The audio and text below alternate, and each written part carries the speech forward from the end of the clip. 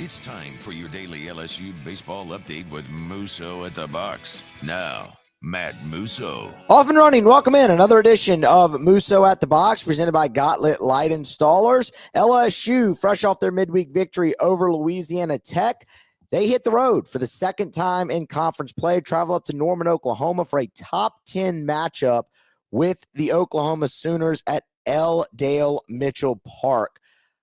There are so many different things that I want to talk about with this series. It's fascinating to me, from it being really LSU's first real trip up to Norman. We'll get a look at a new ballpark, how that plays. The weather is once again going to be a factor. You have one team playing back-to-back Thursday, Friday, Saturdays. You have another team playing their first Thursday, Friday, Saturday series. You have two teams that I think each still have a lot of questions. LSU on the surface, 27-3, 7-2, looks really good. Oklahoma, 23-5, 5-4 in the SEC. You look at their schedule. Okay, they were really just tested for the first time, sort of. What to make really of each group? So we're going to dive into a lot of it. I'm really excited actually to do this show and kind of look at this, because this is one of those series, because there's so many question marks really kind of heading into it. It feels like one of those that you will look back on at the end of the season and go, okay, what happened here? And does that make the difference in LSU being a top 8 or maybe just a top 16 or things of that nature? Because it really does feel like, in essence, a toss-up. There are areas of this I could go, LSU has a firm advantage there. There are areas where I go, okay, I think Oklahoma has a firm advantage there. Then there are areas where I go, man, that could kind of go either way. It's been a really hard one to kind of pick. And just to be quite honest, I still haven't decided. I will have to decide by the end of this show who I think is going to win this series. And a lot of that will be talking it out with all of you here. So I'm excited to do it. Let's go ahead and kind of get right into it. Before we do that, though, smash the like button if you haven't already. Be sure to subscribe on the YouTube channel and your favorite podcast app. Just search Musso at the Box. That way you can take the show wherever you go. Follow me on social media as well. Twitter X at Musso Matthew. You can find me on Facebook, Matt Musso. All of that is greatly, greatly appreciated. All right, now we will go ahead and kind of dive into this. Normally, we kind of start with an overview of the opposition. We can do that, and then we normally go into pitching matchups, but I might switch that up a little bit. But just your overview on Oklahoma, they're ranked as high as number 9 in the country, as we said, 23-5, 5-4 in the SEC. They, to start their season in conference play, they traveled to Columbia, South Carolina, faced the Gamecocks. They took 2 out of 3 in that series against Mississippi State. That was their first home weekend. They took 2 out of 3 in that series. 2 very highly contested ball games in that series. And then a week ago, they traveled to Tuscaloosa, lost that series 2 out of 3, losing the Friday game and the Saturday game. The Friday and the Sunday game in that series. Overall, on the offense, they hit 298 as a team, 36 home runs. So they're not overly powerful as a club, but slugging just 493. But they definitely have a few guys in the middle of that lineup that can bang a little bit, and they have a really good leadoff hitter who's just taking some time to adjust to SEC pitching. We'll get to that momentarily. So 298, it is worth noting, when you get into the SEC conversation here, the numbers dip from a batting average standpoint, some 30 points.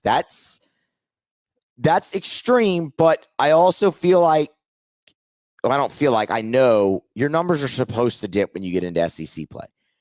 Even LSU's have dipped. Like LSU's hitting 337 overall in the year. They're hitting 310 or so in SEC play, which is still very good, but also some 30 points different. So that's normal to kind of see. What stands out to me about that is their big bats. They're still hitting in conference play. Like they're still above 300. The issue is there are some holes in that Oklahoma lineup. It's not top to bottom dominance. On the mound, they are led by their 3 starters and their closer. We will get into all of those guys a little bit deeper. They have some nice bullpen pieces as well, but a 4.22 team ERA in overall, I should say. They've struck out 285 and 243 innings. They've got some power stuff. When you translate that into conference play, it's right around the same. ERA is a tick higher, but not much, 4.91. So you're looking at 4.22 overall, 4.91 in SEC. Pitching is what I would definitely categorize as the strength of this Oklahoma ball club. In the field, I should say, not on the field. In the field, the Sooners boast a 972 fielding average. That's going to put them somewhere in the middle of the pack in the Southeastern Conference. When you look at it just in conference games only, 967. So little bit of a weak area for them there fielding. These could be closely, highly contested ball games. That becomes a big factor when you look at it, over the course of 3 games in an SEC weekend. So that's really your overview of the Sooners. I can tell you this is the first meeting between LSU and Oklahoma since the 2022 Astros College Classic in Houston. That was Jay Johnson's first year. That was a Friday night game against a really good Oklahoma team that played for the national championship against Ole Miss. Jordan Thompson won you that game in 11 innings with a walk-off homer into the Crawford box. That was a really good win in Jay's first year, early in Jay's first year. Again, as I said, that team played for the national championship. When you look at Oklahoma, and this is where I kind of want to deviate from where we normally go. Normally, we'd go into our starting pitching matchups, and we will. But I'm still not sure about this team because they've really had one weekend where they've been tested by a really good SEC team in Alabama, and they lost. You can say the same thing for LSU. LSU's had one real test. It was on the road at Texas, and that was a tale of 2 series, really. LSU controlled that thing for the first half, not the back half, and it ended up costing them the weekend. The difference is, though, LSU played a really bad Missouri team. LSU swept them. Oklahoma played a really bad South Carolina team. They dropped a game. They both played Mississippi State. Both of them got that series at home. LSU swept. Oklahoma took 2 of 3. They dropped the game against Pico Khan. 2-1, as a matter of fact. LSU won that game 2-1. So, but I say, yet, even looking at that, I feel more confident in LSU because of the talent top to bottom on this team. LSU is a more talented team, top to bottom, than Oklahoma. I don't really think that's debatable. Like, I shouldn't get much pushback on that. Not to say Oklahoma doesn't have talent. They do. And Oklahoma a year ago was a really good ball club that hosted a regional and won the Big 12. But they returned 13 players off of that team. Now, Kyson Witherspoon, their ace, is a guy who they return, who we're going to get into, who's very, very good. They returned Easton Carmichael, catcher, who was an All-American a season ago and earned preseason accolades in the SEC this season. Like, they have good players. It's just top to bottom. It's not there. So I look at that and I go, okay, man, they got off to a great start in the pre-conference. They've hit conference play and they're 1 game above 500. They've been tested really once. LSU's been tested really once, but LSU is 7-2. That's a disparity. So that's one reason I'm actually really looking forward to this weekend, because I want to see, because look, LSU, this is a big weekend for LSU because they're going on the road for a second time. They're going to play in a very unfamiliar ballpark against 3 really talented starting pitchers and a elite back into the bullpen from OU. The last time you were on the road, you controlled it for half the series, and then the atmosphere kind of swallowed you up. I don't know what the atmosphere is going to be like at Oklahoma. Dale Mitchell Park seats just over 3,100. But they have berms down the right field and left field lines to increase capacity. Chairbacks, it's just over 3,100. It's not what you really think of when you think SEC Park. Oklahoma fans are crazy, but are they crazy about baseball? I don't really know that. So that's why this is so interesting, having LSU go on this trip, because I don't know what you're walking into. We're kind of all going to find that out together. It could be hostile and a great test for them. It could be rather subdued. The other part of that is the weather. And the weather is not going to favor LSU.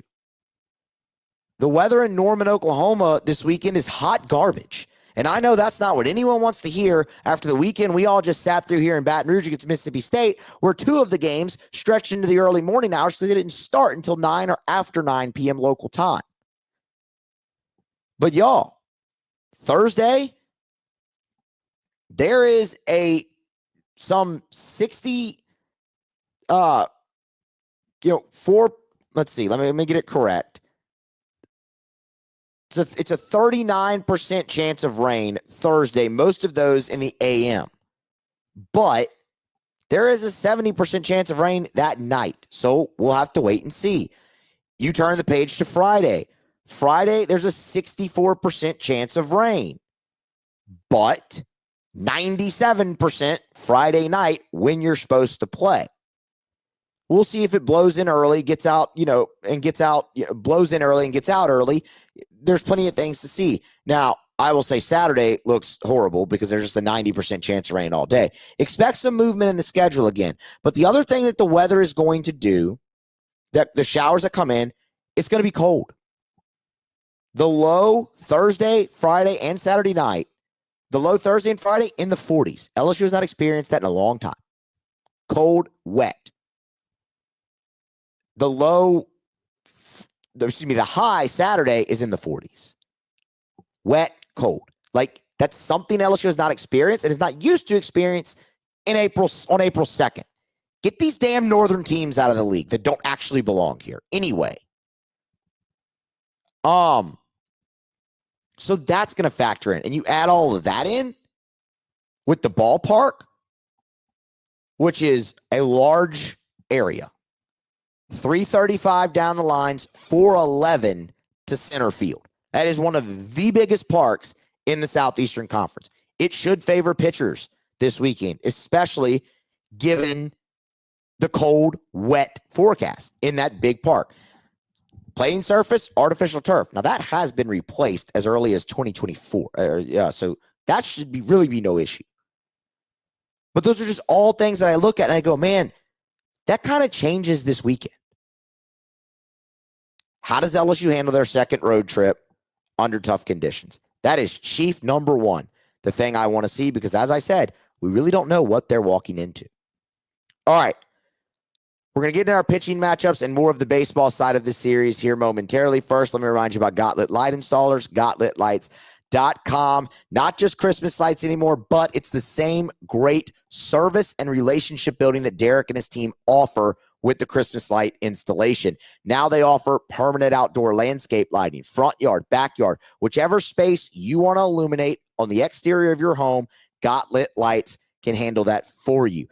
Private events, you need some temporary outdoor lighting, whether it's a wedding reception, anniversary, birthday, graduations, y'all. We're inside of 2 months for graduations. I know some of y'all are going to have graduates in your family. You're planning a party. You need lights. You need Gotlit Light Installer. So, Musso, how do I get Gotlit? It's quite simple. You go to gotlitlights.com and get your quote. Reach out to Derek and his team. They will be with you in no time. And you can figure out if it's right for you. I'm telling you, it will be. Gotlit Lights, gotlitlightinstallers.com. Tell them you heard it right here on Musso at the Box. All right, pitching matchups. This is the other really interesting angle kind of this series, because everything we just went through, the weather, all that, the size of the park, things of that nature. pitching's going to be key. For LSU, they're going to run the same three guys out there in the same order. Cade Anderson, roughed up against Mississippi State. The 5 earned, by far his worst start of the season. He just wasn't sharp. Jay Johnson was asked after the game Tuesday night against Louisiana Tech why he's confident Cade Anderson will bounce back this weekend. I mean, I think he's been very consistent. I saw some across the conference statistics, and I think he's pretty much in the top 5 in just about everything. I thought the best thing he did last week was keep us in the game, even though he wasn't his best. And to me, that's one of those signs of a great pitcher. Can you win when you don't have your best stuff? Can you keep your team in the game when you're maybe off a little bit? And I thought he looked good. I thought the stuff was fine. I think it's life in our league, just as other teams find out when they face our offense, there's really good players on that team. So I'm fine with that. And, and the last person I worry about, and that's not even in my vocabulary, really, the word worry, but think about or I'm concerned with is him. He had a great bullpen yesterday. We did some things really specific to prepare for pitching where we're playing that were a little bit unique, and he'll be ready to roll. You heard him say there, you thought the stuff looked fine. The stuff looked fine, sure, but he wasn't sharp. Watching the game, you can see that. He was behind in counts a little bit more often. He struck out 5 after striking out 11 the previous 2 weeks each. He just wasn't sharp. He was moved up a day. You don't have to worry about that this time.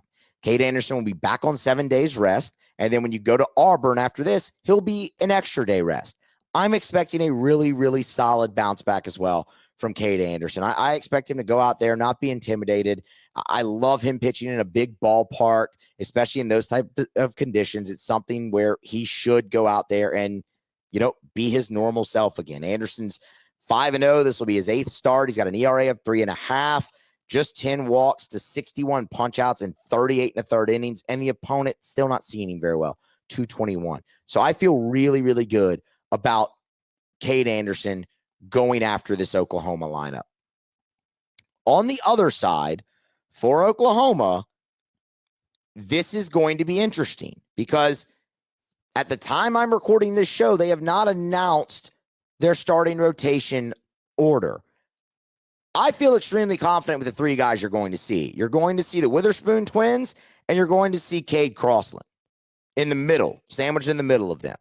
The interesting thing is, though, this is their first Thursday, Friday, Saturday series of the season. So whereas LSU got it last week and gets to line their pitching up on normal rest, Oklahoma will be moving these guys up a day.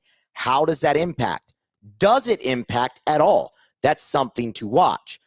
One thing else that will be something to watch, and it might not be super entertaining for LSU fans, but he's going to put on a show, is the game 1 starter, presumably for Oklahoma. Excuse me. And that is junior righty Kyson Witherspoon. And y'all, this guy is awesome. Righty, 6'2". He's going to be mid to upper, really not even mid, upper 90s, 97, 98, 99 miles per hour with the fastball, multiple pitches, but really backs it up with a hard, sharp slider. He got roughed up a little bit at Alabama last start out. He was behind in the count a lot more, walked a lot more guys, and didn't get into the 5th inning, but made it through 4. I would look for a bounce back. If he's fine on the short rest, he's going to be really good. So you're looking at a guy who's making his 8th appearance and 8th start, 5-1, a 2.31 ERA, 39 innings pitched, 10 walks, 64 strikeouts. The 64 strikeouts is 2nd in the SEC, and the opponents are hitting just 189. In fact, today, Perfect Game named Kyson Witherspoon their midseason National Pitcher of the Year. He is beyond formidable in that game 1 role. This is what they look like in the SEC. Now, LSU has fared well against frontline arms this year. They rocked Jared Spencer, who has similar stuff to Kyson Witherspoon. They hit 2 solo shots off a Pico Cone. He held you in check the rest of the way, but other than that, you got enough off of him to win. So I can look at this and go, yeah, LSU they should have some success against Kyson Witherspoon, because there is no doubt in my mind this is the best offense that he has faced all season. And Alabama's really good. LSU's offense statistically much better and much more versatile. So while this is going to be a huge test for LSU, it will be a huge test for Kyson Witherspoon as well. Anthony Ianson obviously will get the ball in game number 2 for LSU, and I cannot wait to watch him pitch again. That was brilliant from Ianson a week ago. Didn't give up an earned run, got you through 5, punched out 12, wiggled all out of some really impressive jams. Everything was sharp from him. The slider was really good. The fastball was up to 96. And he was able to mix in that curveball and throw it for strikes later in his outing. He had Mississippi State completely off balance. And that's the key for pitchers in general, but definitely for Anthony Ianson, because the stuff is so good. When he's landing 3 pitches for a strike, y'all, it's a really, really tough go of it, as Mississippi State found out. I cannot wait to see if he can build on that outing. He got stronger as the game went on. They even let him go out there for the 6th at I think 98 pitches or somewhere, 98, 99 pitches, somewhere around there, to see if he could get Hunter Hines one more time. They had full trust in him a week ago. I hope to see that continue. And if Anthony Ianson's out there executing this week like he was last, that will continue, and he will turn in another really, really good outing. Start 8, 4-0, 3.8 ERA, 37 innings, 11 walks, 58 punch-outs, the opponent hitting .230. Cade Crossland. I really like Cade Crossland. So I sat and watched Alabama's Saturday game against Alabama, because LSU wasn't playing, obviously, until 9:30. And I was really, really, really impressed by this JUCO transfer. So it's his first year at Oklahoma, 6'1" lefty, and it's 3 really, really good pitches. The fastball from the left side can get up to 96. It'll sit more 92, 94, but he can get up there 95, 96. The pitch that really, really separates him apart is his changeup. The changeup is really good, and it was on full display against Alabama a week ago. He had the Tide hitters extremely off balance. Just looking at that outing for him, I'll get you his numbers. I believe he went 7 innings from what I'm remembering, and that one 6. 6 innings, 2 hits, walked 1, punched out 7. Like he was awesome. That you're going to see a really, really, really nice changeup from Crossland. He has struggled a bit in the SEC, and the numbers overall don't look great, but the stuff is very, very good. So this will be appearance 8, start 5. He's 1-1 with an ERA of 6.6, 24 1/3 innings. He's walked 13, struck out 29. The opponent's hitting .281. So he is gettable. He is gettable. But if he's got it going, he's really tough to hit. That changeup is key for him, because that will keep everyone off balance. And he throws that mainly to righties. He'll feature the slider more to lefties. But given LSU's propensity facing a lefty to stack the lineup with righties, figure a heavy dose of that changeup from Cade Crossland. For LSU, well, Chase Shores. What's his status? Here's Jay Johnson. Chase is good for this weekend, right? Oh, yeah. Yeah. I mean, it looks like Rocky Balboa, probably in the first 2 movies, or the one against Ivan Drago, but we're doing okay. Good to go. You love to hear it. 4 stitches for Chase Shores above his eye, his left eye. Swelling's gone down. He's thrown his bullpen as scheduled. He's good to go. And that's awesome, because he's another one who took a big step a week ago, and I'm excited to see if he can build off of that here this week. Shores was really good for 4 innings, and if he doesn't get hit in the eye, he's back out there for the 5th. Those are the things that stood out to me. He was much more efficient. He was only at 74 pitches through 4 innings. That could have gotten you the 5th and maybe an out or 2 in the 6th, depending on how he went. Those first 11 pitches, the first 4 outs, were as dominant can be, and that's what it can look like with Chase Shores. He ran into some trouble in the second, Gave up 2 hard hit balls in that inning, though. Everything else was weak contact and just hitting the right spot. And the way he responded to it in the 3rd and the 4th, that's what was really encouraging. So we said we needed to see signs. We saw signs. Now, how does he respond to that injury? Going out there pitching after, the last time he was on the mound, he got hit in the face. That's going to be a mental deal. But I can't wait to watch him pitch. I think Chase Shores has pitched much better the majority of the season than his line indicates. 8 starts now coming up, 4-1, an ERA of 5.4, 31 2/3, 14 walks, 35 punch-outs. The opponent hitting .299. Shores is going to give up some contact with that sinker. But, man, that was a huge step in the right direction. I'm fired up to see him going forward again. For the Oklahoma Sooners, this will be Kyson's twin brother, Malachi Witherspoon. Malachi, 8th start, 8th appearance. He's 2-2, an ERA of 5.74. Got rocked a week ago at Alabama. 31 1/3 innings, 16 walks, 33 strikeouts, .295 the opponent hits off of him. Again, some of those numbers are going to be skewed a little because of what happened at Alabama where he gave up 8 runs. But like his brother, it is an electric fastball. He's going to be more 95, 97, and he backs it up with a really good slider. He's young. They're both juniors. But Kyson Witherspoon with a little bit more experience maybe than Malachi. But both very, very talented arms. But he's gettable. He is gettable. You look at Kyson Witherspoon, y'all, and you go, okay, that guy's really good. He's going to be tough. You look at the other two, you go, yeah, they've got great stuff, but the consistency is lacked, and they should be gettable.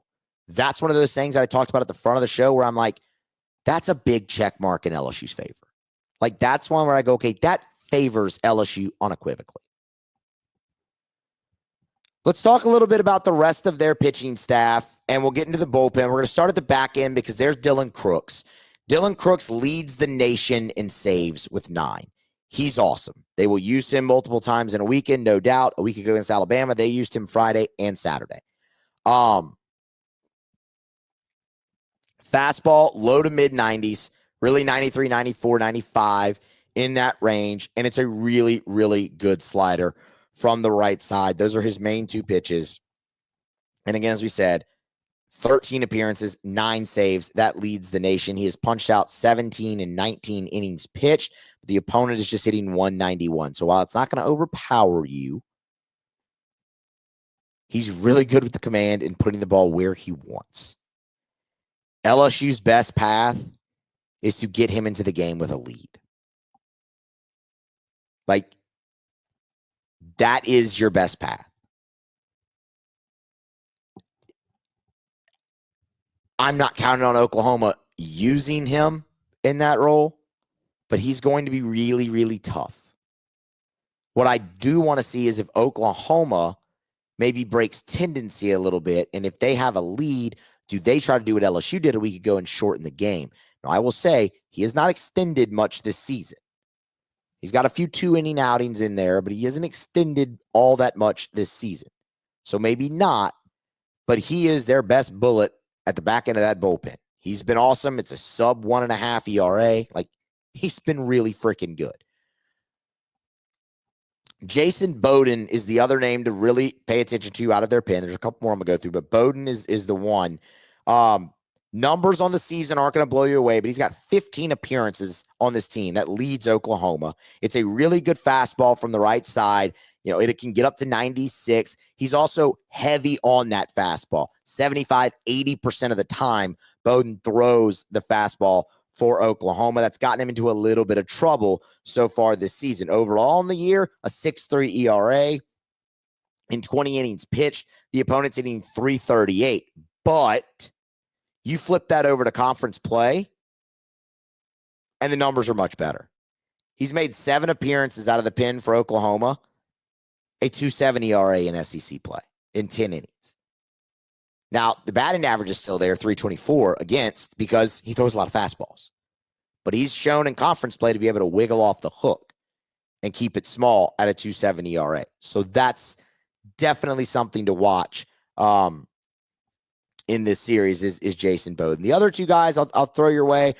Reed Hensley Hensley's got 11 appearances. He's got a sub-2 ERA as well out of the bullpen.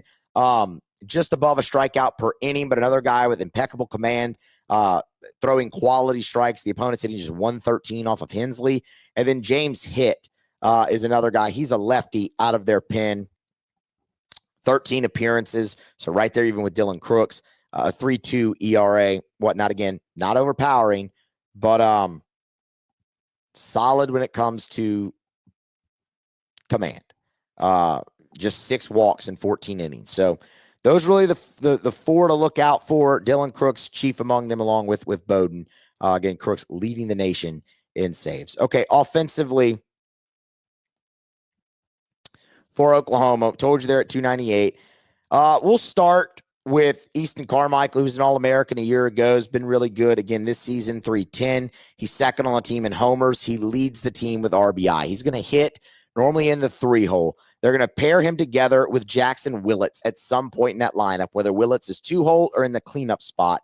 He's hitting 312. He leads the team in homers with 8, and he's right behind Carmichael at 28 RBI, second on the ball club. Couple other guys to really kind of look out for. Kyle Branch is really hot for them as of late. 333. He started all 28 games. Trey Gamble is another one who's really hot for them as of late. Entered the lineup a little bit later in the season, just 24 games, 24 starts, but he's at 377. And then Dayton Taki had a great weekend against Alabama, homered twice. He's their first baseman. Jason Walk is the leadoff hitter. 307 overall in the year, but it has been a struggle in conference play for Walk. Walk. Do I just say that weird? Like when a pitcher issues 4 balls. That's his last name. He's hitting 162 against the SEC, right? So I told y'all kind of off the top, their big guys are still hitting conference pitching. Like Carmichael's at 304. Willits is at 308. Branch is at an even 300. Gamble is at 440 so far in 8 conference games played. But some of the other guys, Sam Christensen, Dayton Taki, Jason Walk, those guys are not hitting 300, right? So let's just put it that way. There are holes in this Oklahoma lineup that have shown themselves in the SEC. So what does the weekend look like? For LSU, this is what I want to see. It's not that you can't hit home runs in Oklahoma's ballpark. Of course you can. It's bigger, but you can get it out of there. LSU's hit some mammoth shots. I mean, both the home runs LSU hit Tuesday night went 400 feet. But I think where LSU can have a little bit of an advantage is their versatility here. Like, Oklahoma's not going to try to play long ball. They've got 36 homers on the year. They play to their ballpark. LSU has the ability to do that as well. With their aggressive base running, with the sac flies, with the manufacturing of runs, the squeeze bunts, everything that we've seen LSU do well offensively this year plays in this park, including potentially being able to run one out of there. But the thing is, I would look for LSU to take more of that aggressive manufacturing of runs approach this weekend. One, you're facing a good pitching staff with 3 really good starters with frontline stuff. But 2, the weather that we mentioned earlier. It's going to be cold and rainy. You can't just count on the home run in that spot. So watching LSU's approach is going to be very, very key this weekend. And I used approach, and I hate myself for that because I hate that word. But watching it is going to be massive because I think that is their best path to victory in these games. Pitch to the conditions in the ballpark, also play to them offensively. So that's absolutely something to watch. The other thing, we kind of touched on it earlier, is the atmosphere. And you just don't really know what you're walking into. But what you are doing is you're starting a 7-game road trip. LSU plays 3 at Oklahoma. Then they travel to Nichols in the midweek. That's the makeup game from the ice storm. And then you go to the Plains and face Auburn for 3. And Jay Johnson was asked about that. Starting a 7-game road trip. Well, I mean, my thing with the team is, you have to win by 3 on the road. It's not your routine. You're in a hotel, outside of a couple weekend stretch last year at Arkansas and Tennessee, we've played very well in on the road in the SEC here. And I think it's good. It's a good challenge, good test coming up. Maybe the next one for this team, and I think it captures their attention. We're playing a really good team in Oklahoma. I've never played there before. Excited to do that Thursday night. Again, everybody wants LSU on national television, so we'll take the Thursday deal and be pumped about it. They'll be pumped about it. How will it look? Like I know we talked a lot about that earlier, but I'm very, very intrigued by that, because the one time we've seen LSU really tested against a good team was on the road, and they lost that weekend. And this was a schedule that I looked at, y'all, preseason and said, you have nothing but gettable series on the road. And the one I circled that you maybe didn't was A&M. Well, now they've face planted. That's a gettable series now. Texas was a gettable series. But eventually you have to go win on the road. So what ultimately happens? It's hard for me to not pick LSU in this series. It is, because when I talk through it, there's just so many things that favor them. But the atmosphere, that weather, and some of the frontline arms from Oklahoma have me nervous. Like, man, if you beat Kyson Witherspoon Thursday night, I feel great about you taking the series. I really do, because I think you're going to get to Crossland or Malachi Witherspoon and have a really good chance. LSU's going to go in here and try to shorten the game. For Oklahoma, what they need to do is not allow that to happen. Now, then again, Mississippi State knocked Cade Anderson out of the game after 4 innings. And LSU was still able to shorten the game with Zach Cowan. They used Binge for an inning and got to Cowan. So, I mean, look for Oklahoma, their approach. Darn it, I did it again. Look for Oklahoma. They're playing at the plate and just overall on the weekend to get these LSU starters out quickly and then attack the bullpen when you can't go to Cowan or Evans. Can Oklahoma execute that? Well, we'll wait and see. I don't love the weather in this game, in this series for LSU. I don't like they're going to play in cold temperatures and wet. That's just not something they've seen lately. Really, probably since the Omaha weekend. That was the second week of the season. So that bothers me. LSU losing a road series already bothers me. But they are the better team.